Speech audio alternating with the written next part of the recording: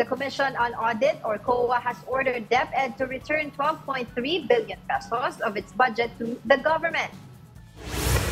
This is from the department's 2023 budget that was previously disallowed due to faulty bidding process. One of the bidding processes happened in the department's computerization program. Former Education Secretary Vice President Sara Duterte has yet to issue a statement about this. Yan, yung computerization program. Daming issue sa prices ng laptop versus the specs. And yung one computer, 30 teachers ang gumagamit.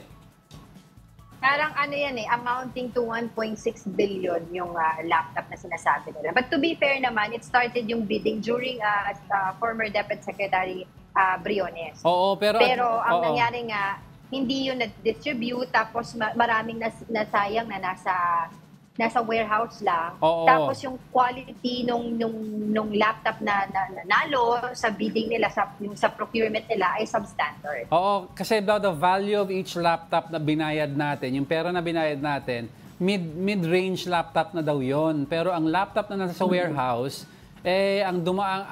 kung i-deliver mo diyon, parang entry-level laptops, which yung mga RAM niya tsaka yung processor is not sufficient anymore to handle teaching materials. For example, magpa-PowerPoint ka and other Windows or Microsoft na applications.